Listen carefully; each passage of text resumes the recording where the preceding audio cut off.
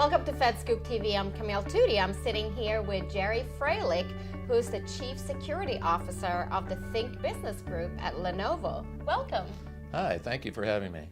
So we're here at the Intel Security Summit, and obviously the focus is security and innovation. Right. What would you say are the main IT security challenges the agencies are facing today?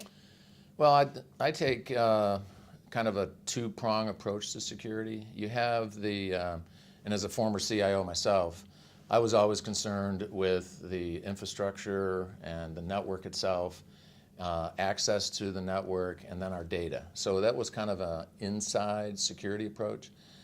Now working for Lenovo USA, I'm more focused on product security and supply chain. So for the government, it's kind of both areas, inside security and what I call external security. So as a CIO, I'm always concerned about the trustworthiness of the products. How secure are they? Has anybody tampered with them? All right, because you don't want to have a product that, let's say you've got a classified or a secure network that processes classified data. You don't want to have anything that's not original, that what you ordered, and it is what it is when you get it. Nobody's counterfeited anything. Nobody's put any backdoors in it. Nobody's put any malware in it. Yeah, certainly hackers are going to try to get in, but it's up to the internal people to make sure that that doesn't happen. And what are some other ways that industry can help federal agencies make better decisions when it comes to IT security? Yeah, I mean, that's a good question. I brought it up today in a panel that I was on. I think what industry has to do is to go back and take a look at like the cybersecurity framework. How does that apply internally to their own organizations? But yet, better yet, get industry to validate the security of their products, okay? And make sure that the government feels comfortable with the trustworthiness of the products. And I think that's what industry has to do. I think they need to focus on best practices for security. And so when federal IT managers are looking for services or products to purchase, what are some of the traits that they should be considering?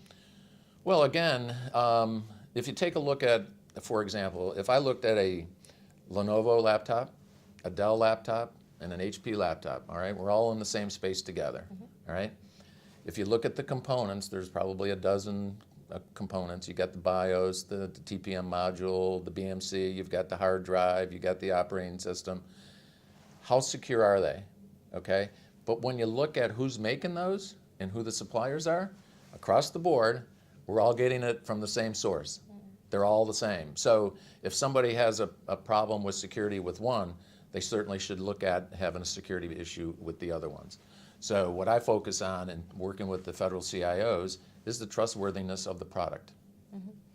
And agencies today are looking to innovate for less money than they used to, and to accomplish their missions faster and more effectively. How can security play a proactive role in the effort to innovate?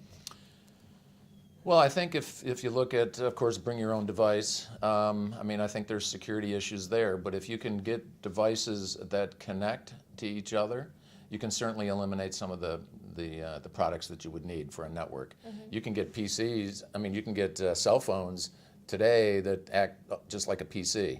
You can get tablets doing the same thing, all right? So the reason people buy individual ones is they want the phone for phone service, the tablet for movies or reading books or music or whatever, and then you got your workhorse, you got the PC.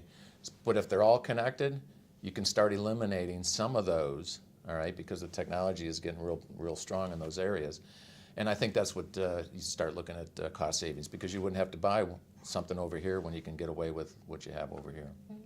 Gerry, it's been a pleasure having you on FedScoop TV. Good, thanks, Camille. We appreciate it. All right, thank you so much. I love being here. Thanks. Okay.